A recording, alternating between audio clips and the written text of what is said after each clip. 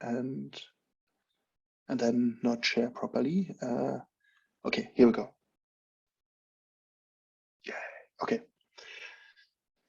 So ethics in general is an interesting topic at the moment, and this is okay. Wait a minute, let's go one back. So we had here the kind of personal knowledge, and we have kind of spent in this unit as well a lot of time in understanding how knowledge is power, how we can use knowledge to empower, and what other powers are actually at play. Yeah, and actually that is power by itself. Yeah, so if you think about it, that you now know what knowledge is power and what power knowledge is. Yeah, okay, slightly cryptic, but now comes of course a big question: how should we use it? Shall we just use it to the better, to have kind of the best career possible? Probably, yeah. But at all costs, maybe not. Yeah. So there are some big questions. And that is what we are actually trying to answer here a little bit. And I have in the slide deck, so Siobhan had a lot more personal narrative around her own background, and as well what she personally thinks good ethics are. So I have kind of depersonalized it a little bit and gone into the literature and pulled some of the key publications out here to kind of reflect a little bit what are actually the ethical dilemmas that project managers face and how can knowledge help us here. Yeah, so I've turned it a little bit around. So just be aware that there are kind of two narratives. This is a little bit more grounded in as well ethical philosophy. Yeah, so I have a little bit of stretch intent here with you, but I think this will be fine. Yeah. So what do we actually mean when we think about ethics? So those are some of the definitions that were kind of missing for me. So often when we talk of ethics, it's about normative. And that is kind of what's expected and we use in day-to-day language as this is normal, yeah. And by the way, this is by no means normal, yeah. So there are normally long cultivations of maybe religious, and I mean it here in the Latin sense, not necessarily religion. Yeah, this means whatever beliefs you're practicing, yeah, that may be religious, may not be religious. Actually, the famous example is the dogmatic scientist Richard Dawkins. He was very famous of saying like, no, we need to believe in science and not mix this up. Yeah, so which was very controversial. But ironically, that is the original Latin definition of religious, practicing a belief, yeah, and preaching it. So in a way, there were some issues with that. But anyway, long story short, so normative is normally what we are referring to. And then it's often like, oh, this is not nice, yeah, if you're doing something wrong, yeah. And this is, of course, a problematic view, because then the values or underlying perspective is kind of camouflaged. So in philosophy, this has been long tackled, yeah. And by the way, each is its own philosophy discipline. So I have super simplified this, and I've attached you some references to kind of ground this a little bit.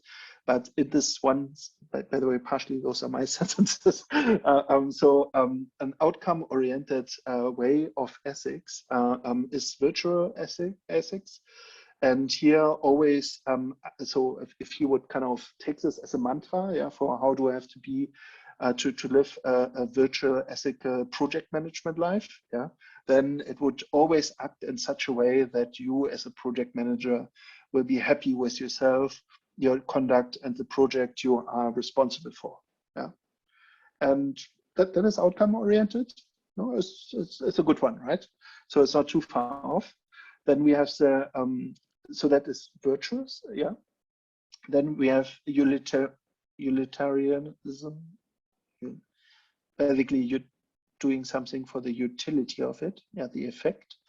So always act in such a way that your actions as a project manager will lead to what is best for as many people as possible. Yeah. Actually, so they're both outcome oriented. Let's pause here for the moment. Are they good? Are we living in that way? It's problematic. Oh, which one? Both or all? Oh. Just specifically utilitarianism that you're talking about. Oh, why is that? Because for as many people as possible, but you have to think about those that are also, I guess, the minority that are impacted by your action as well. Yeah. So Yeah. for So then 99 you have. people, it's good, but for one person, they will be killed, for example, you can't really go ahead. Yeah, and Lynn, you're a lot nicer here. Many just means like more than 50%, right? Yeah, you're spot on. Yeah, so I think so. You have picked out one classical dilemma for the utilitarianism, right? So it compromises the life of some just for making the life better for many. That this is problematic, right? So we have to look a little bit at cases to get a feel for this. So is this something that happens so? Did you have a feel for that? Are you asking for an example? No, yeah, I guess, yeah. So if you have an example, even better. But do you think that we actually act as project manager on that principle? Or sometimes, for example, with, say, mega projects. We talked about a couple of them in Duro's unit with the wind farm project, for example, or railway projects. Yeah. You could think from different perspectives. For example, bringing jobs to the local economy, or dealing with international relations, pleasing the other party, and things like that. But at the same time, if you don't think about the environmental impact, you're ignoring the minority, for example, and the environment can be a stakeholder in the project as well. Mm-hmm.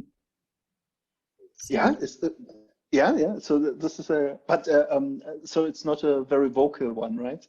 Well, it is when they have representation. But where do you see the utility playing out here? so you would make your decision based on what you think are important and may ignore the minority, which you don't think would be important, but will be impacted by your project. Yeah. Oh, I thought you would have a more controversial, explicit example.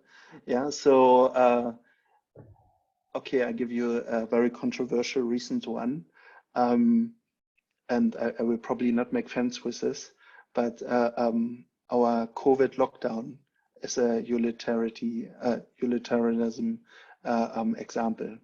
Yeah, we locked everybody down to save the vulnerable, to make it a little bit better. But we know that everybody will probably get at some point COVID, hopefully vaccinated and with no symptoms or minor things, but that's effectively the play at the moment. And maybe this is very specific for Australia, but maybe different if you're somewhere else. So that is actually a utility argument. What do you think? Good or not good? Or controversial? I guess you always have to ask whom is it good for and whom is it not good for in utilitarianism. Yeah. So I guess what makes it problematic, and this is so the reason why I'm saying that here in Australia and as well in other places, this was a utilitarian argument, is because they were democracies. So they wanted to protect the majorities. So in other countries, and that is maybe not a okay, I won't name the countries, but there are some countries that have a different demographic in terms of population bubble. So the average age is around 30, and not as in our case in the higher ages, where those arguments to lock down the economy and schools was not an option politically. So otherwise, there would have maybe been some political turmoil. Yeah. So majorities can be a fine line here in actually seeing where the argument comes from. Yeah. But okay, do we as project manager have as well this burden where we kind of make utility arguments, or maybe other observations to the? Do I just make it up? Is it controversial or is it not controversial? So Lynn said as well, right? We shouldn't compromise some people's life or effect just to make it better for many. That is a risky one, right? And the famous example here is Harvard Medical School. So since then, I don't sleep with a bag to the hospital in Boston, in the US, yeah, because they kind of pointed out that, hey, how about we have one healthy person that we kind of use to cure and help with their organs 8 other people? Is that okay? It's a utility of many, 8 people, against the utility of one. And at that point, I think everybody runs out, right? And checks against, what's your profession? Are you a medical? I don't know, okay, but joke aside, so this is that was a thought experiment, yeah. So I hope that didn't happen in practice, although there are some dodgy practices out there where that is certainly probably a reality to some degree. But yeah, that is probably where you see that this argument as well justifies some of the horrors probably, yeah, if you just take it as a plain principle argument. Yeah. Okay. Everybody else is quite happy with that argument. Okay, let's push maybe on. So utility can be an issue. Virtual ethics, by the way, can be as well a massive issue. So yeah, so being happy with yourself, right? I mean, it's okay if you're the project manager, but yeah, so there are as well problems and potential dilemmas, yeah, or dramas actually. Now we have as well process-oriented ethics, so they're again different.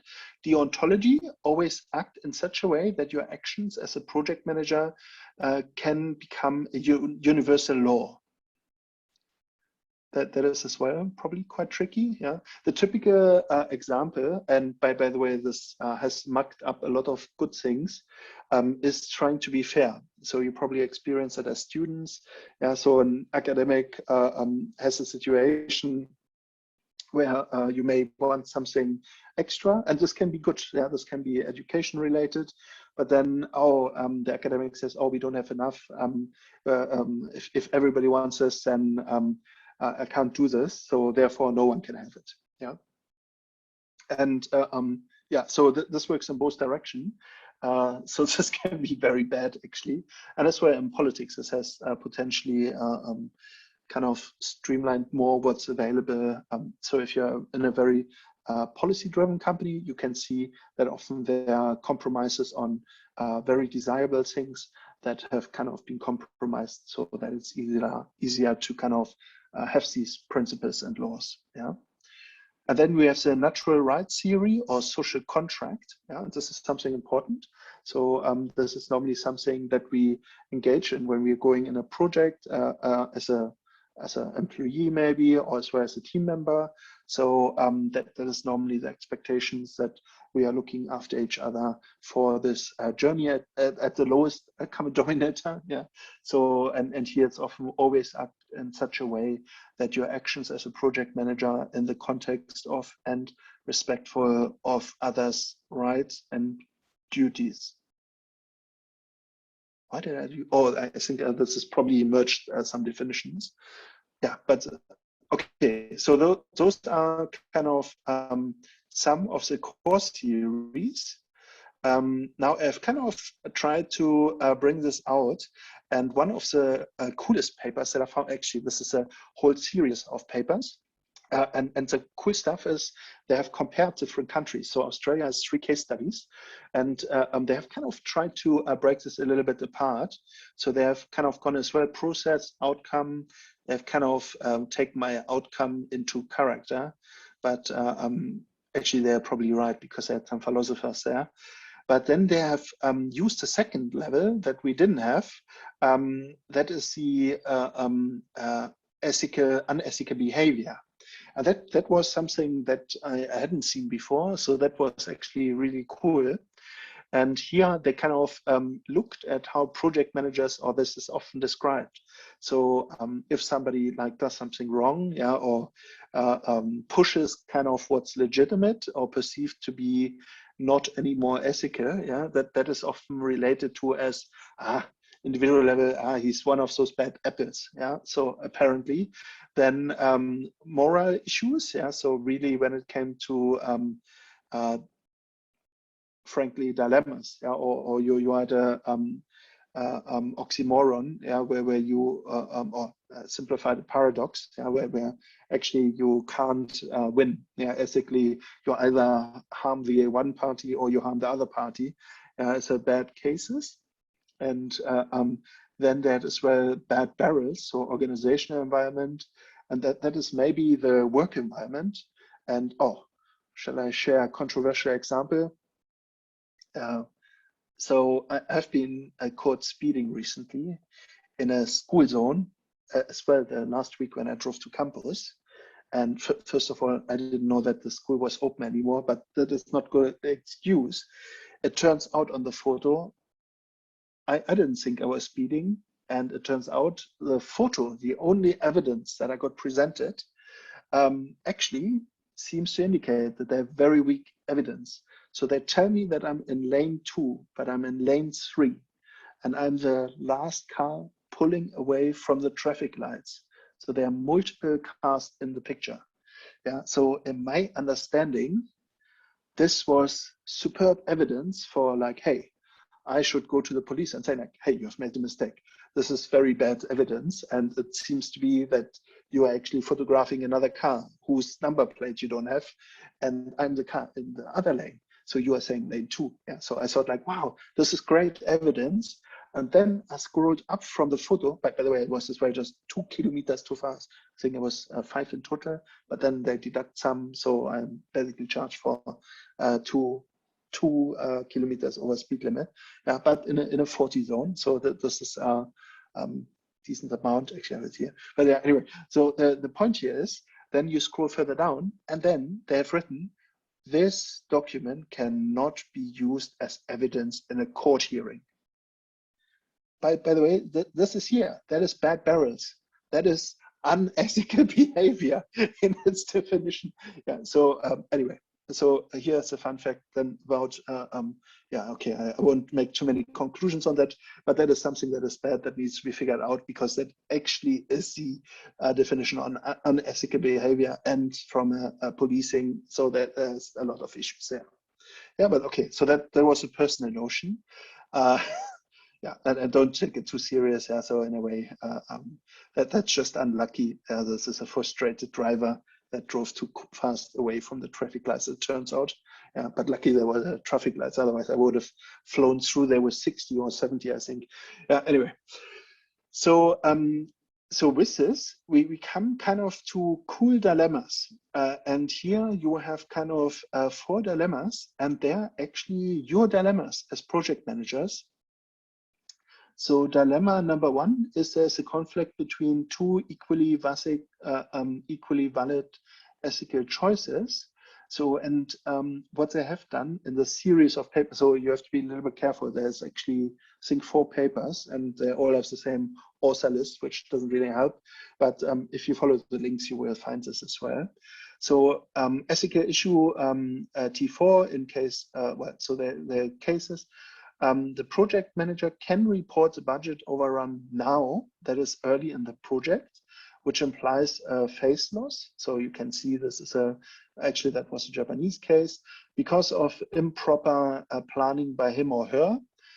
Or, and by the way, this implies again that you're expected, right, to know how to plan this properly as a project manager, which is maybe a problematic expectation, right? Because, yeah, normally we don't have that level of control really on the project context.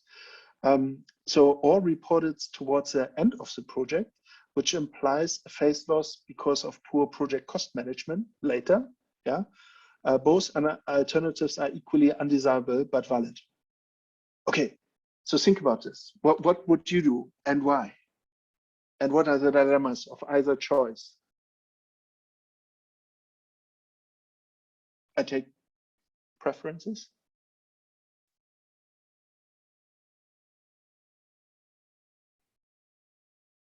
Oh, is that not cool? I thought that those were really cool examples.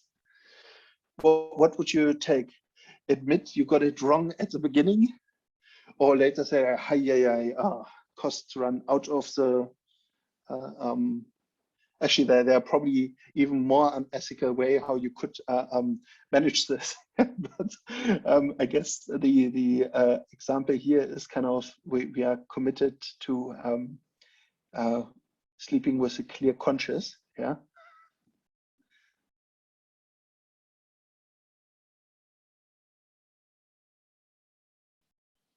And anybody? No preferences? Or are you still shocked from my speeding ticket?